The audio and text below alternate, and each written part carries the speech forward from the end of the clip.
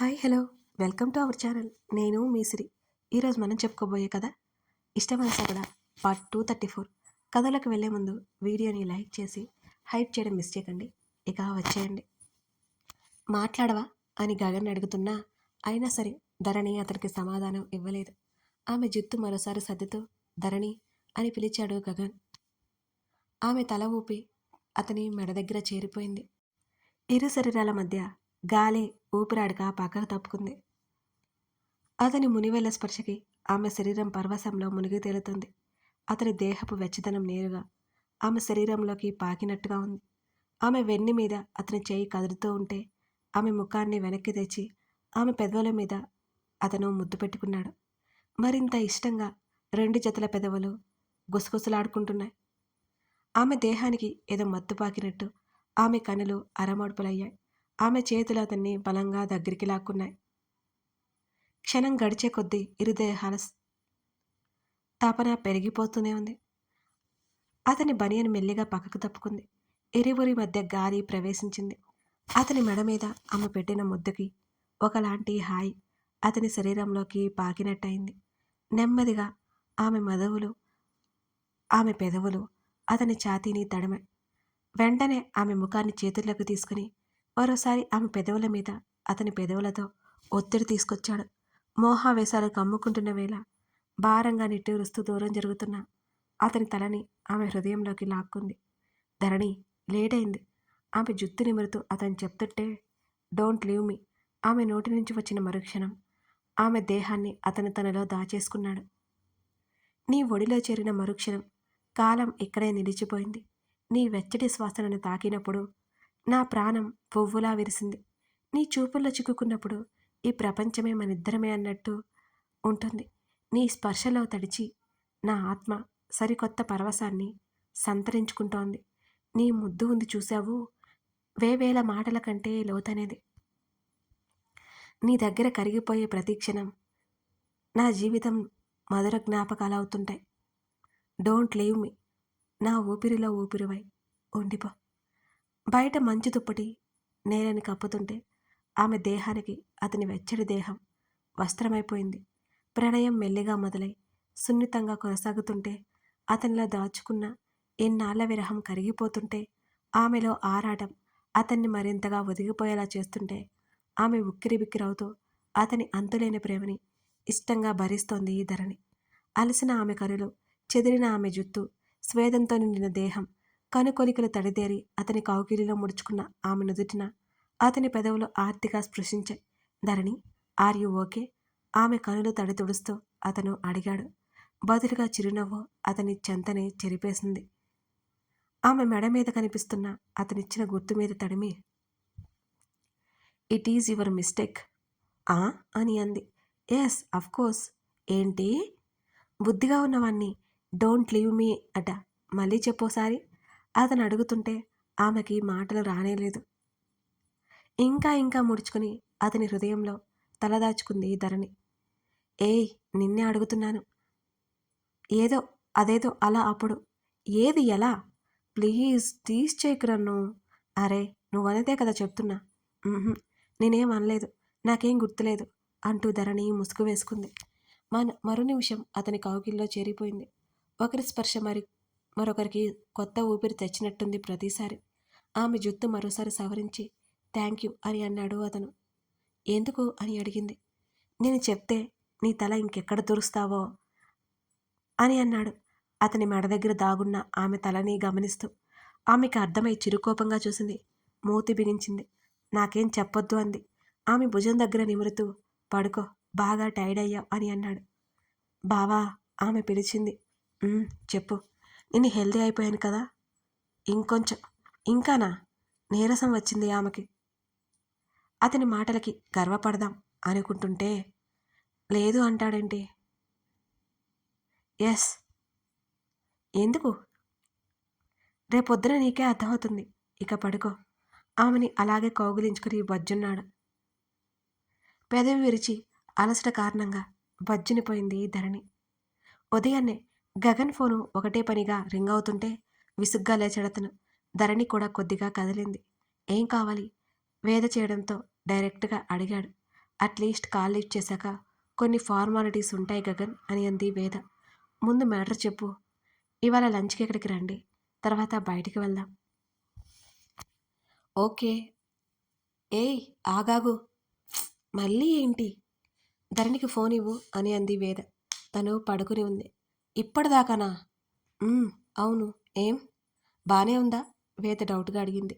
ఏమో, లేచాక అడుగు. ఫస్ట్ కాల్ కట్ చేయి అన్నాడు గగన్. అబ్బా గగన్, ఇక్కడ వెదర్ ఇలా ఉంది కదా అని అడుగుతున్నా. ధరణి అడ్జస్ట్ అయిందా లేదా? ఆమె గొంతులో అతనికి కంగారు అర్థమైపోయి, ఆ బాగుంది. నైట్ లేట్గా పడుకుంది. సో ఇంకా లేవలేదు. నో వర్రీస్ అన్నాడు. సరే, షివరింగ్ వస్తే నాకు చెప్పు. సరే. ధరణికి టాబ్లెట్స్ ఇవ్వగానే తలదించుకుని చక్కగా అన్నీ వేసుకుంది. హెల్తీగా ఉన్నావా అతను అడుగుతుంటే సమాధానం చెప్పలేదు ధరణి. అతను టీస్ చేస్తున్నట్టుగా చూస్తున్నాడు. రాత్రి గట్టిగా చెప్పావుగా అని అడిగాడు. ఇప్పుడు కూడా చెప్తాను, బట్ కొంచెం వీక్నెస్ ఉంది అని అంది ధరణి. కొంచెం కాదు, చాలా అంటూ ఆమెకు చెయ్యి అందించాడు Gagan. If you feel discomfort at least tell వేద అని అన్నాడు. అంది. ఇక మనం అంతేలే పదా అని అంటూ బయటికి తీసుకొచ్చాడు. అక్కడ చలికి నిండా దుప్పటి కప్పేసుకుంది ధరణి. ఆమెను చూస్తూ క్యూట్ రాబిట్ అని ఒక కాంప్లిమెంట్ పడేశాడు అతను. ఎగతాలా అని అడిగింది ధరణి. ఇడియట్, కాంప్లిమెంట్ ఇచ్చాను నీకు, అది కాంప్లిమెంటా? నీలాంటి మొద్దుకి తెలియదులే. అతనిలో ఏదో కొత్త ఉత్సాహం కనిపిస్తోంది ధరణికి. మునుపటి టీజింగ్ ఉంది ఆ మాటల్లో. ఆమె ముఖం తిప్పుకుంది, పెదవులు విచ్చుకుంటుంటే. వెళ్తూ వెళ్తూ హాస్పిటల్కి తీసుకెళ్లాడు గగన్ ఆమెను. నీకే చిన్న ఇబ్బంది కలిగినా వేదతో చెప్పు. అతను అదే విషయం మరీ మరీ చెప్తున్నాడు. తనతో చెప్పలేకపోయినా సరే ఆమెతో చెప్తుందనే అర్థంతో. వేద, హర్ష అక్కడున్నారా ఆల్రెడీ. ధరణికి చెకప్ చేశారు. కంటి చూపు వస్తుందని చెప్తుంటే ఆ మాట వింటుంటే గగన్ మనసు హాయిగా ఉంది. ఓయ్ ఏంటి సైలెంట్గా ఉన్నావు? తన భుజంతో ధరణి భుజాన్ని తట్టింది వేద. చెప్పు. నిజంగా ఏం లేదు అంది ధరణి. నెక్స్ట్ టైం వచ్చినప్పుడు మొత్తం చూద్దాం. ధరణి మనసులో ఏముందో అర్థమైనట్టు వేద అన్నది. మళ్ళీ రావాలా ఇక్కడికి అని ధరణి నవ్వుతూ అడిగింది. ఏం రావా? వస్తాను. నాకు కొన్ని ప్లేసెస్ బాగా ఇష్టం, అందులో ఇదొకటి కూడా. మిగతావి వెళ్తాను నేను ఇప్పుడు కలిగినప్పుడు అని అన్నది ధరణి. అప్పుడు నన్ను కూడా తీసుకెళ్తావా? వేద అడుగుతుంటే ధరణి నవ్వింది. ఈ పాటికి నువ్వు అన్నీ తిరిగేసే ఉంటావు. ఏం తిరగలేదు. ఇప్పటి నుంచి ఇయర్లీ ఓ బిగ్ ట్రిప్ వేద్దాం ధరణి హుషారుగా అన్నది. వేద నవ్వింది. మాటల మధ్య ఇంటికి చేరుకున్నారు అంతా. నలుగురు లోపలికి వెళ్ళిపోయారు. ఇంట్లోనే 2 ఏళ్లున్నాం మేము అని చెప్తూ హాల్లోకి తీసుకెళ్ళింది వేద. లోపలికి వెళ్ళగానే కాస్త వెచ్చగా అనిపించింది వారికి. సూప్ అని అడిగింది అందరినీ చూస్తూ. అందరూ కావాలన్నట్టు చూసారు. వేద కిచెన్లోకి వెళ్ళిపోయింది. మరో అరగంటలో తీసుకొచ్చి అందించింది అందరికీ. నలుగురు డైనింగ్ టేబుల్ ముందు కూర్చొని మాట్లాడుకుంటూ సూప్ తాగుతున్నారు. మీరెందుకు హోటల్లో దిగారు? వేద దబాయించింది. ధరణి తనకు తెలియదన్నట్టు పెదవి విరిచింది. గగన్ వైపు చూసింది వేద. ఇక్కడికి వచ్చాక కూడా నీ మొహమే చూడాలా ఏంటి? గగన్ మాటలకి వేద పళ్ళు నూరింది. నా మొహానికేమి? హర్ష, మాట్లాడవేంటి నువ్వు చెప్పు. ఆమె మెడ చుట్టూ చెయ్యేసి ఆమె బుగ్గ మీద ముద్దు పెట్టుకున్నాడు. అది ఊహించిన వేద సిగ్గుతో కాసేపు చచ్చిపోయింది. అది పెద్ద విషయమే కానన్నట్టు కూర్చున్నాడు గగన్. ధరణికి కనిపించక విషయం తెలియలేదు అసలు. ఈడియట్, బుద్ధి లేదు నీకు. వేద మెల్లిగా తిడుతూనే ఉంది అతన్ని. ఎలా ఉంది అని అడిగావు? ముద్దొస్తున్నావు కదా, అదే విషయం ప్రాక్టికల్గా చూపించాను వేద. దీంట్లో నా తప్పేముంది? హర్ష అడుగుతుంటే మోచేత్తో అతని డొక్కలో పొడిచింది. అబ్బా, చంపేస్తున్నావు కదే రాక్షసి. హర్ష గుర్రగా చూశాడు ఆమెని. సూపు ఊదుకుంటూ తాగుతూ వాళ్ళ ఫైట్ని ఎంజాయ్ చేస్తోంది వేద. ధరణి. ఎన్నో రోజుల తర్వాత నలుగురు ప్రశాంతంగా గడపసాగారు. వేద అయితే తన చిట్టి చెల్లిని కాలు కింద పెట్టనివ్వకుండా చూసుకుంటోంది. హర్ష, వేద, ధరణి నవ్వుకుంటూ మాట్లాడుకుంటున్నారు. ఆమె నవ్వునే చూస్తూ అతను లేచి కిటికీ దగ్గరికి వచ్చాడు. అప్పుడప్పుడు ధరణి వైపు చూస్తూ అతనేదో ఆలోచిస్తున్నట్టుగా ఉన్నాడు.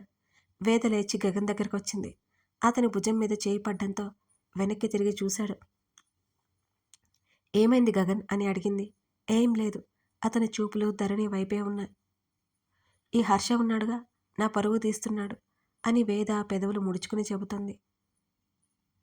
ధరణితో వాళ్ళ ఫైటింగ్స్ గురించి హర్ష చెబుతున్నాడు. అలాగే వేద తనని ఎలా సేవ్ చేసిందో కూడా చెప్తుంటే ధరణి తెగ ఇంట్రెస్టింగ్గా వింటోంది హర్ష మాటలు. మా అక్క లాంటి అమ్మాయి మీకు దొరకడం అసలు దొరకదు మీకు. ధరణి మాటలకు వేద నవ్వుతూ చూస్తుంది. ఈ మాటలు విన్నది అంటే నా తల మీద ఎక్కి కూర్చుంటుంది అని హర్ష మాట్లాడుతున్నాడు. నిజమే కదా, ఒప్పుకోవాలి మీరు. ఒప్పుకోకపోతేనే ఇలా ఉంది, ఒప్పుకుంటే ఇంకేమైనా ఉందా అని హర్ష అన్నాడు. She is pure soul. ధరణి మాటల్లో వేద మీద ఇష్టం, అభిమానం స్పష్టంగా కనిపిస్తున్నాయి. గగన్, తను బాగుంది, నువ్వు కంగారు పడుకు. ఆ మాటకి వేద వైపు ఒకసారి చూశాడు అతను. కాసేపు రెస్ట్ తీసుకుంటుందేమో అంటూ గగన్కి గది చూపించింది వేద. మాట్లాడుతుందిగా, పర్లేదని వేద చూపించిన గది వైపుకు అతను ఒక్కడే వెళ్ళిపోయాడు అక్కడి నుంచి. ఏమంటున్నారు మీ బావగారు అని దీర్ఘం తీస్తూ వాళ్ళ దగ్గరికి వచ్చింది వేద. నువ్వు వైఫ్ కావడం లక్కీ అంట, ధరణి ముసిముసిగా నవ్వుతూ చెప్పింది వేదకి. వావ్, ఇది నిజమేనా హర్ష అని అడిగింది వేద. నేను అన్నవి వింటే నువ్వు ఫీల్ అవుతావని మీ చెల్లి నీకు ఫేవర్గా చెబుతోంది, అంతకంటే ఏం లేదు. హర్ష పెదవి విరిచాడు. ఇడియట్వి నువ్వు. వాళ్ళిద్దరూ మాటలతోనే కొట్టుకుంటున్నారు. ధరణి చాలాసేపటి వరకు నవ్వుతూనే ఉంది, వాళ్ళతో మాట్లాడుతూనే ఉండిపోయింది. అలాగే గగన్ అలికిడి లేకపోవడంతో వేదని అడిగింది. అప్పుడే మీ ఆయన్ని మిస్ అయిపోయావా? రూమ్లో ఉన్నాడు అంటూ వేదం తీసుకెళ్లి ఆ గది దగ్గర వదిలి పది వాడి చూపులు విసిరి రూమ్లోకి వెళ్ళిపోయింది వేద. లోపలికి వెళ్ళగానే వేదని గట్టిగా హత్తుకున్నాడు హర్ష. ఏయ్, ఏంటిది, వదులు, పక్కన వాళ్ళున్నారని తెలీదా? వేద చిరుకోపంగా అంది. ఉంటే ఏంటట? ఆమెతో పాటు బెడ్ మీద పడిపోయాడు హర్ష.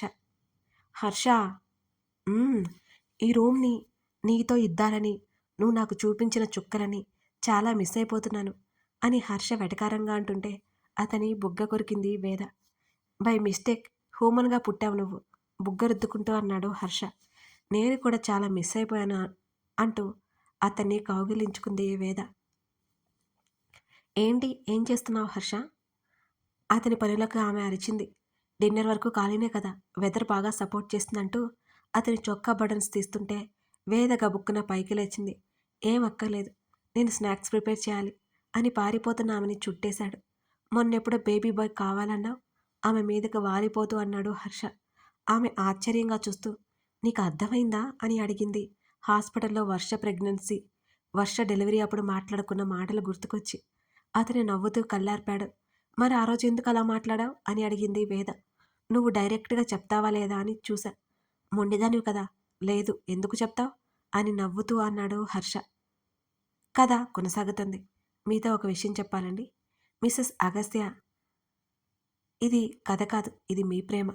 గత 3 సంవత్సరాలుగా నా రచనా ప్రయాణంలో నాకు ఎనలేని పేరు గుర్తింపు తెచ్చిపెట్టిన కథ మిస్సెస్ అగస్త్య. నా రీడింగ్ సైట్లో 70,000 మంది ఫాలోవర్స్ నాకు పరిచయం చేసిన ముఖ్యమైన కథ ఇదే. నాపై మీరు ఉంచిన నమ్మకానికి ఈ కథ ఒక నిదర్శనం. ఇది కేవలం కథ మాత్రమే కాదు, నా శ్రమ, నా ఫీలింగ్స్, ఎమోషన్స్ అన్నీ.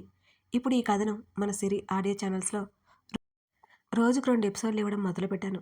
ఇంకా విన్నవారుంటే ఇప్పుడే మొదటి ఎపిసోడ్ నుంచి స్టార్ట్ చేయండి. నమ్మండి, యూట్యూబ్లో మీరు విన్న బెస్ట్ స్టోరీస్లో ఇది ఒకటి అవుతుందని నేను గ్యారంటీ ఇస్తున్నాను. ఈ కథ విన్నాక బెస్ట్ స్టోరీ రాసా సిరి అని నాకు మీరు మెసేజ్ చేస్తారు. ఇది నా మాట మాత్రమే కాదు, ఆ కథపై నాకున్న కొద్దిపాటి నమ్మకం, అలాగే మీ అభిమానం కూడా. ఒక్కసారి వెళ్ళి మిసెస్ అగస్త్య స్టోరీని స్టార్ట్ చేయండి. మీరు ఇక ఆపరు, చదివేసుకుంటూ వెళ్ళిపోతారు. అసలు చాలా డిఫరెంట్గా ఉంటుంది స్టోరీ కూడా. ఒక్కసారి చూసేయండి, మీకు తప్పకుండా నచ్చుతుంది. అది చిన్న కథ మాత్రమే కాదు, మిమ్మల్ని తప్పకుండా ఎంటర్టైన్ చేస్తుంది. ఎమోషన్స్, లవ్, ప్రేమ అన్నీ ఉంటాయి అందులో. నా కోసం మీరంతా ఆ కథని చూసి ఆదరిస్తారని ఆశిస్తున్నాను. Thank you for watching this video.